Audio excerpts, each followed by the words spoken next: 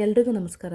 ಇವತ್ತು ಸೀಮೆ ಬದನೆಕಾಯಿ ನಾವು ಉಪಯೋಗಿಸ್ಕೊಂಡು ನಾನು ಒಂದು ಕೋಸಂಬರಿ ಮಾಡ್ತಾಯಿದ್ದೀನಿ. ಮನೆಯವ್ರಿಗೆಲ್ಲ ಪ್ರಯೋಗ ಮಾಡಿದೆ, ಯಾರನ್ನು ಕಂಡುಹಿಡಿಲಿಲ್ಲ. ಒಬ್ಬರು ಮಾತ್ರ ಹೇಳಿದ್ರು ಏನೋ ಒಂದು ಸ್ವಲ್ಪ ಟೇಸ್ಟ್ ಡಿಫ್ರೆಂಟ್ ಆಗಿದೆ ಅಂತಂದ್ಬಿಟ್ಟು. ಆದರೆ ಒಗ್ಗರಣೆ ಹಾಕಾದ್ಮೇಲೆ ಯಾವುದೇ ರೀತಿ ಚೇಂಜ್ ಆಗಿಲ್ಲ. ಕೋಸಂಬರಿನ ನಾವು ಯಾವ ರೀತಿ ತಿಂತೀವೋ ಅದೇ ರೀತಿ ಇತ್ತು. ಸೀಮೆ ಬದನೆಕಾಯಿನ ಹಸಿಯಾಗಿ ತಿನ್ನೋದ್ರಿಂದ ಮೆದುಳು ತುಂಬ ಚೆನ್ನಾಗಿ ಚುರುಕಾಗಿ ಕೆಲಸ ಮಾಡುತ್ತೆ ಅಂತ ಗೌರಿ ಸುಬ್ರಹ್ಮಣ್ಯಂ ಅವ್ರು ಹೇಳಾದ್ಮೇಲೆ ನಾನು ಅವ್ರು ಹೇಳಿದ ರೆಸಿಪಿನ ಇವತ್ತು ಟ್ರೈ ಮಾಡ್ತಾಯಿದ್ದೀನಿ. ತುಂಬಾ ಚೆನ್ನಾಗಿತ್ತು ಕೋಸಂಬರಿ. ಇದರೊಳಗೆ ವಿಟಮಿನ್ ಸಿ ಮತ್ತು ವಿಟಮಿನ್ ಕೆ ಹೇರಳವಾಗಿರೋದ್ರಿಂದ ಮೆದುಳು ಚೆನ್ನಾಗಿ ಚುರುಕಾಗುತ್ತೆ, ಹಾಗೆ ಮೂಳೆಗಳು ಚೆನ್ನಾಗಿ ಬಲ ಆಗೋದ್ರಿಂದ ನಾವು ಆದಷ್ಟು ಹಸಿ ಸೀಮೆ ಬದನೆಕಾಯಿನ ಆಗಿಂದಾಗಿ ತಿನ್ನೋದ್ರಿಂದ ತುಂಬ ಒಳ್ಳೆಯದು ಅಂತ ಹೇಳ್ತಾಯಿದ್ರು. ಅದಕ್ಕೋಸ್ಕರ ನಾನು ಇವತ್ತು ಕೋಸಂಬರಿನ ಮಾಡಿದ್ದೀನಿ. ಇದರೊಳಗೆ ನಾರಿನಂಶ ಜಾಸ್ತಿ ಇರೋದ್ರಿಂದ ತುಂಬ ಚೆನ್ನಾಗಿ ಮಲಬದ್ಧತೆಯೂ ನಿವಾರಣೆ ಆಗುತ್ತೆ ಅಂತ ಹೇಳ್ತಾಯಿದ್ರು. ಅದಕ್ಕೋಸ್ಕರ ಇವತ್ತು ನಾನು ಪ್ರಯೋಗ ಮಾಡಿದ್ದೀನಿ. ತುಂಬ ಚೆನ್ನಾಗಿತ್ತಲ್ವ, ಹಾಗಾಗಿ ನಾನು ನಿಮಗೆ ಯಾಕೆ ತೋರಿಸ್ಬಾರ್ದು ಅಂತ ಅಂದ್ಬಿಟ್ಟು ನೋಡಿ ಇವತ್ತು ಸೀಮೆ ಬದನೆಕಾಯಿನ ಉಪಯೋಗಿಸ್ಕೊಂಡು ಕೋಸಂಬರಿನ ಮಾಡ್ತಾಯಿದ್ದೀನಿ. ಒಂದು ಸೀಮೆ ಬದನೆಕಾಯಿ ಒಂದು ಟೈಮ್ಗೆ ಸಾಕಾಗುತ್ತೆ. ನಾನು ಒಂದು 5ರಿಂದ 6 ಜನಕ್ಕೆ ಆಗೋವಷ್ಟು ನಾನು ಕೋಸಂಬರಿನ ರೆಡಿ ಮಾಡ್ಕೊತಾ ಇದ್ದೀನಿ. ಮೊದಲು ಮೇಲುಗಡೆ ಇರೋ ಸಿಪ್ಪೆನೆಲ್ಲ ತೆಗೆದುಬಿಟ್ಟು ನಾನು ಎರ್ದಿದ್ದೀನಿ. ಸೌತೆಕಾಯಿ ಇರ್ತೀವಲ್ಲ ಅದರೊಳಗೆ ಎರ್ದ್ಬಿಟ್ಟು ಅದರೊಳಗಿರೋ ಬೀಜನೆಲ್ಲ ತೆಗೆದುಬಿಟ್ಟು ಆಮೇಲೆ ತುರ್ಕೊಬೇಕಾಗುತ್ತೆ. ನಾವು ಕ್ಯಾರೆಟ್ ಎಲ್ಲ ಯಾವ ರೀತಿ ತುರ್ಕೊತೀವೋ ಅದೇ ರೀತಿ ತುರ್ಕೊಬೇಕಾಗುತ್ತೆ. ಅಷ್ಟು ಸಣ್ಣದಾಗಿ ತುರ್ಕೊಂಡ್ರೆ ಸಾಕಾಗುತ್ತೆ ಫ್ರೆಂಡ್ಸ್. ಯಾವುದೇ ರೀತಿ ಟೇಸ್ಟ್ ಏನು ಡಿಫ್ರೆಂಟ್ ಏನು ಆಗೋದಿಲ್ಲ.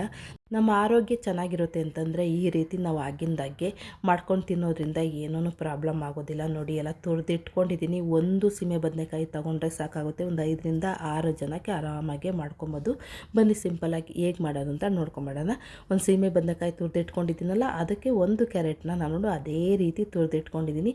ಹಾಗೆ ಒಂದು ಸೌತೆಕಾಯಿ ಸಿಪ್ಪೆ ತೆಗಿದಲೇ ಆದಷ್ಟು ಎಳೆ ಸೌತೆಕಾಯಿನ ನಾವು ಸಣ್ಣದಾಗಿ ಹಚ್ಬಿಟ್ಟು ಹಾಕೊಬೇಕಾಗುತ್ತೆ. ತೆಂಗಿನಕಾಯಿ ಕೋಸಂಬರಿಗೆ ತೆಂಗಿನಕಾಯಿ ಹಾಕಿದ್ರೇ ಅದಕ್ಕೆ ರುಚಿ ಚೆನ್ನಾಗಿರೋದು.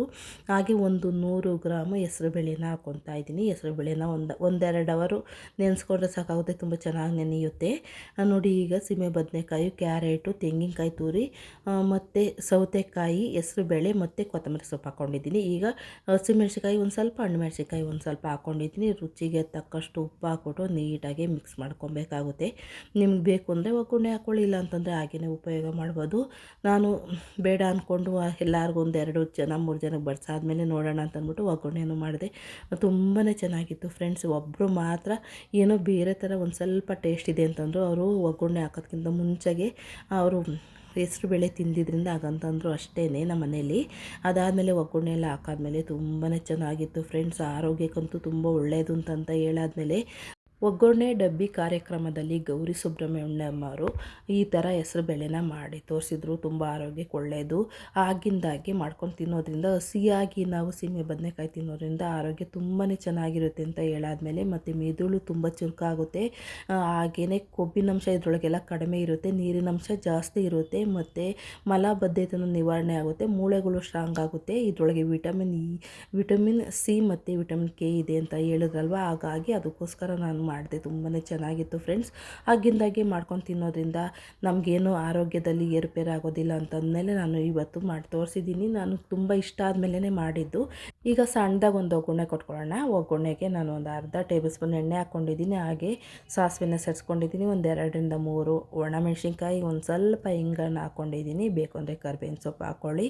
ನೋಡಿ ಈಗ ಚೆನ್ನಾಗಿ ಒಗ್ಗರಣೆ ಆಗಿದೆ. ಈ ಸಮಯದಲ್ಲಿ ನಾನು ಒಗ್ಗರಣೆನ ಕೋಸಂಬರಿಗೆ ಸೇರಿಸ್ಬಿಟ್ಟು ನೀಟಾಗಿ ಮಿಕ್ಸ್ ಮಾಡ್ಕೊತಾ ಇದ್ದೀನಿ ಫ್ರೆಂಡ್ಸ್. ತುಂಬ ಆರೋಗ್ಯಕ್ಕೆ ಒಳ್ಳೆಯದು. ತುಂಬ ಆಗಿಂದಾಗೆ ಮಾಡ್ಕೊಳ್ಳಿ ಫ್ರೆಂಡ್ಸ್. ಇವತ್ತಿನ ವಿಡಿಯೋ ನಿಮ್ಮೆಲ್ಲರಿಗೂ ಇಷ್ಟ ಆಗಿದೆ ಅಂತ ನಾನು ತಿಳ್ಕೊತಾ ಇದ್ದೀನಿ. ಇವತ್ತಿನ ಮಾಹಿತಿ ಹಾಗೆ ಈ ವಿಡಿಯೋ ಇಷ್ಟ ಆಗಿದೆ. ಈ ವಿಡಿಯೋಕ್ಕೊಂದು ಲೈಕ್ ಕೊಡಿ. ನಿಮ್ಗೆ ಗೊತ್ತಿರೋರಿಗೆ ನಿಮ್ಮ ಹಿತೈಷಿಗಳಿಗೆ ಈ ವಿಡಿಯೋನ ಶೇರ್ ಮಾಡಿ. ನಿಮ್ಮ ಅನಿಸಿಕೆ ಅಭಿಪ್ರಾಯನ ಕಮೆಂಟ್ ಮೂಲಕ ವ್ಯಕ್ತಪಡಿಸಿ. ಹೇಗೆ ಬಂದಿದೆ ಈ ವಿಡಿಯೋ ಅಂತಂದ್ಬಿಟ್ಟು ಕೊನೆವರೆಗೂ ಈ ವಿಡಿಯೋ ನೋಡಿದ್ದಕ್ಕೆ ನಾನು ತುಂಬ ಹೃದಯದ ಧನ್ಯವಾದನ ಅರ್ಪಿಸ್ತಾ ಇದ್ದೀನಿ. ಮತ್ತೊಂದು ಹೊಸ ರೆಸಿಪಿಯೊಂದಿಗೆ ಮತ್ತೊಮ್ಮೆ ಸಿಗೋಣ. Thank you.